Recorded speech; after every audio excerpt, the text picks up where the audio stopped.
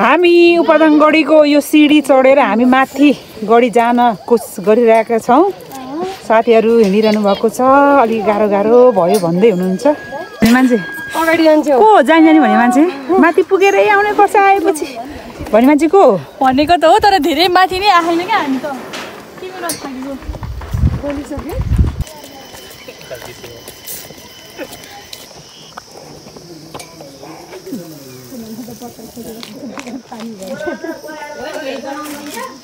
यो कुरा कसैले खाएन नानी, म क्या थाक्यो बा थाक्यो।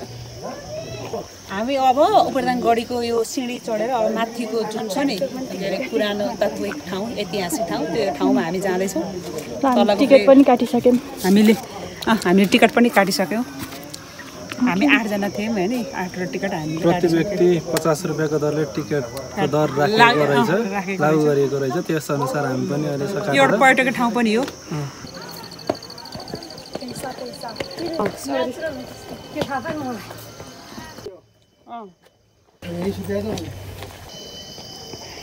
उपदाङ गढीको यो माथिल्लो डाँडाबाट मैले यहाँको फेरि देखाउँदैछु।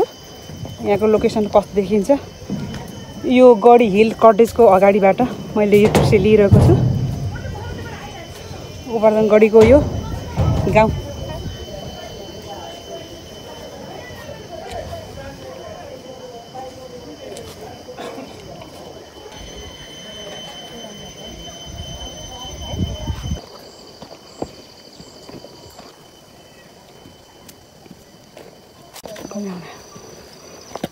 यो ढुङ्गे धारा बनाइसकेको छ। यो चितवन जिल्लाको पहिलो पुरानो सदरमुकाम उपदाङ गढी, जुन गढीको मूल ढोकामा म आइपुगेको छु। म यो ढोका प्रवेश गर्न खोजिरहेको छु। यो भित्र गएपछि हामीले पुरानो चिजहरू देख्न सक्नुहुनेछ। म प्रवेश गरे पछाडिको यो अघिको ढोका हो, मूल गेट। यो ढोका पछाडिको यो बायाँपट्टिको भाग यस्तो परिकारको छ। ढुङ्गाहरूको पिलर, ठुल्ठुलो ढुङ्गाहरूले बनाएको संरचना, यो ढुङ्गाहरूले बनाएको यो ठुल्ठुलो यो खाल्टाहरू, जुन त्यो बेलामा द्वन्द्वकालमा दुश्मनहरूलाई यस खाल्टोमा पुर्ने गरिन्थ्यो। यो घर भयो, ऐतिहासिक यो पुरानो भवन। अनि यो चारैतिर ढुङ्गाको गाह्रोले घेरिएको यो पर्खाल छ। पर्खालको भित्रबाट यो ढुङ्गाको यो तह परेको यो ठाउँहरू छ, जहाँ आफू सुरक्षित हुनको लागि त्यो बेलामा पनि हाम्रा पुर्खाहरूले आफू सुरक्षित बन्नको लागि यो ठाउँ विशेष महत्त्वको साथ लिएर यो ठाउँ नै सुरक्षित रहन्छ। दुश्मनहरूको लागि, दुश्मनहरूलाई सँग सामना गर्नको लागि यो ठाउँ चाहिँ उपयुक्त रहने छ भन्ने हिसाबले यो ठाउँलाई चुज गरेर यो ठाउँलाई सदरमुकाम बनाएको थियो। त्यस पछाडि भोलिको दिनमा लडाइँ गर्नुपर्दा लडाइँमा दुश्मनहरूलाई परास्त गर्नको लागि बनाइएको यो ठुल्ठुलो यो ढुङ्गाको पिलर, अग्लो डाँडामा ठुल्ठुलो ढुङ्गाको पिलरभित्र जुन सुरक्षित भएर बस्नको लागि बनाएको थियो।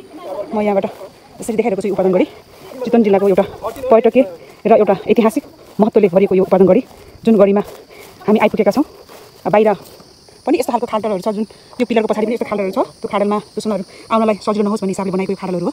त्यतिखेर दुश्मनलाई परास्त गर्नको लागि बनाएको यो खाडलभित्र यतापट्टि ढुङ्गाको एउटा वालभित्र फेरि खाल्टा, आफू लुनको लागि, आफू सुरक्षित बन्नको लागि बनाएको यो संरचना एउटा असाध्यै महत्त्वपूर्ण र ऐतिहासिक ठाउँ पछिल्लो समयमा बन्न पुगेको छ।